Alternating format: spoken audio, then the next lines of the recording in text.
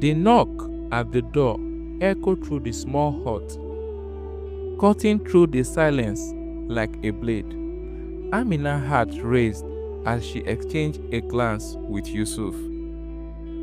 Without a word, Yusuf stepped forward and opened the door.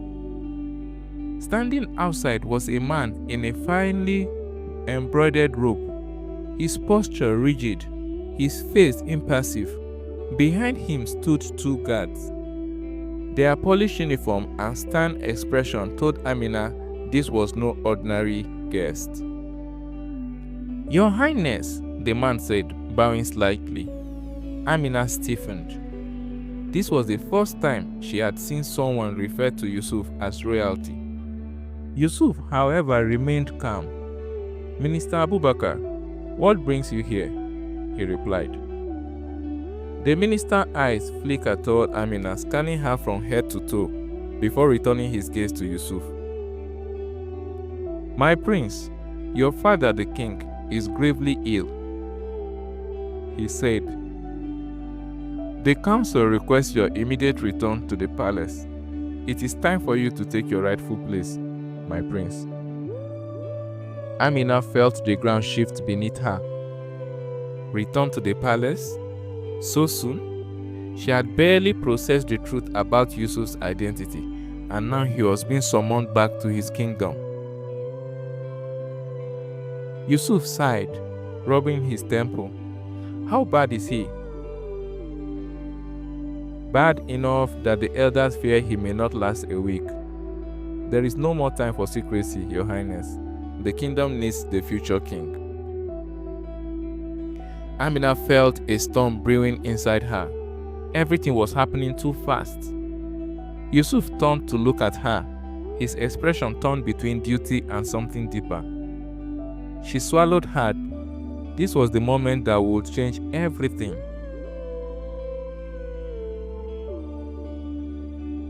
The journey to the palace was long, filled with an eerie silence that neither Yusuf nor Amina seemed eager to break. The sun cast golden hues over the land, turning the dirt road into a river of light. But despite the beauty of the scenery, Amina felt a weight in her chest, an unease that refused to fade.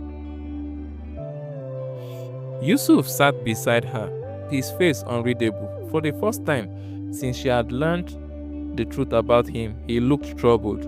His hands were clasped together, his gaze fixed on a distant horizon. "You don't seem happy to be going back." Amina broke the silence. Yusuf exhaled deeply, his fingers tightening around his wedding ring. "It's complicated, Amina." "How?" she asked. He turned to look at her, his dark eyes filled with something she couldn't quite place. Pain, perhaps, or regret. "The palace is not like our home," he said. "It is full of traditions, powers, struggles, and people who will not welcome you with open arms." Amina swallowed hard. She had already expected this, a poor village girl suddenly becoming the wife of a prince. The noble women would despise her. The council would see her as unworthy. And then there was the queen, Yusuf said. Yusuf had barely spoken about his mother, but Amina could already guess that she would be a force to reckon with. "But you are the prince," Amina said, attempting to reassure him. "They have no choice but to accept you." Yusuf gave a small bitter chuckle. "You underestimate their thirst for control." Amina's grip on her dress tightened.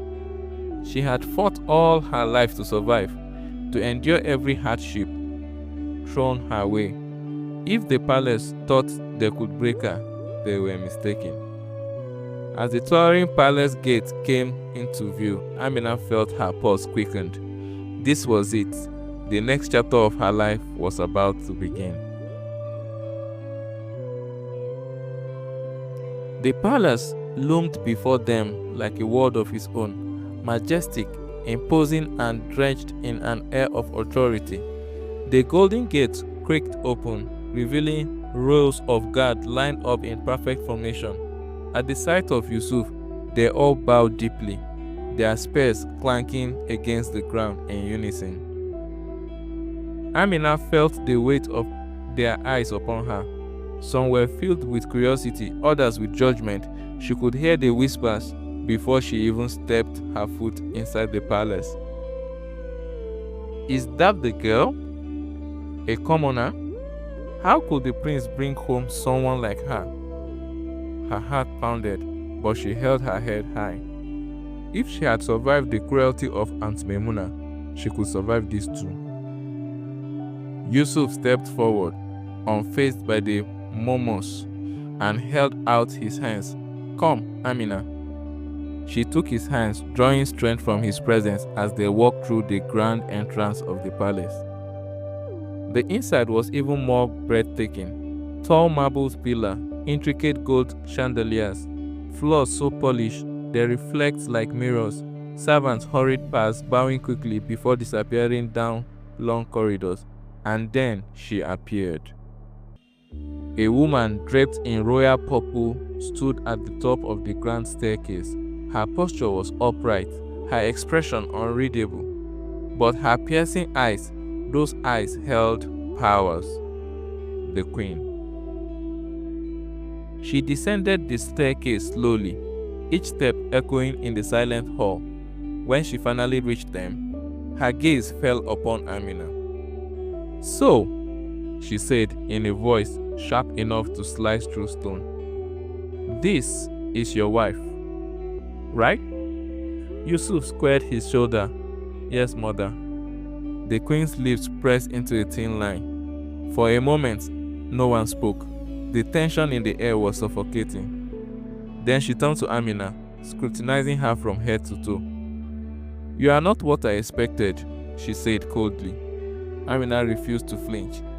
I may not be what you expected, Your Majesty, she said, her voice steady, but I am here, and I will honor my husband and this palace. A flicker of amusement passed through the queen's eye, but it was gone in an instant. She turned her gaze back to Yusuf. Your father is waiting, she said. Come with me. Without another word, she turned and walked away. Yusuf gave Amina's hand a reassuring squeeze before following his mother. She may have stepped into a world of royalty, power, and hidden enemies, but she will not break. Whatever awaited her, she will face it head on.